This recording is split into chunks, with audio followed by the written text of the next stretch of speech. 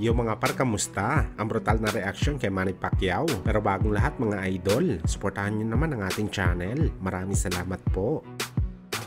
So matapos nga po brutal na binahagi ng ating pambansang kamao Manny Pacquiao sa kanyang social media account ang imahe nito kasama si Conor McGregor, ang dating heavyweight champion na si Mike Tyson at ang 5 division world champion na si Roberto Duran, kung saan mga idol may kasama pa itong paghamon si Pacman kung sino ba daw ang papalag sa kanila sa bakbakan, sa away kalye o street fight, na siya naman po mga idol inulan ng papuri ng mga boxing fans. Ano yung mga idol, nagsama-sama daw ang mga fighter na tinaguri ang malalakas sa bakbakan at nakakatakot daw kalabanin ang ganitong tag team. Siguradong basag daw ang mukha mo sa kanila sa bakbakan. Kung saan mga idol, isa po sa mga sikat na nag-comment sa post ni Pacman, ang lightweight superstar na si Ryan Garcia. Ano yan ibagito mga idol? Kahit armas man daw itapat mo sa apat na fighter na to, hindi pa rin daw sila kayang paatrasin. Parang sinasabi ni Bagito mga idol, kahit armas man o balang humarang sa apat na boxing legend, hindi pa rin ito tatalab sa kanila. Ganito daw sila kadelikado kalaban.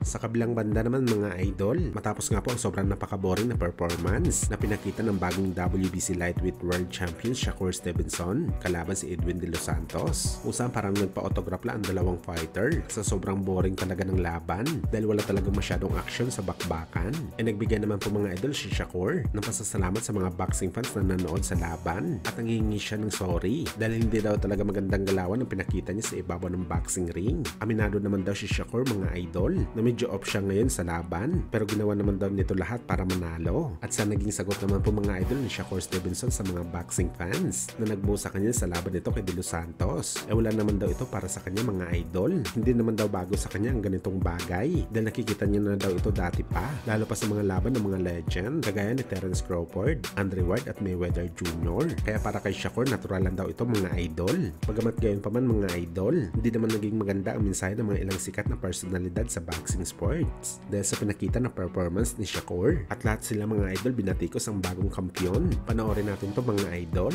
I seen the greats get booed. I seen Andre Ward get booed. I seen Floyd get booed. I seen Terence Crawford. Go watch his early fights in his career.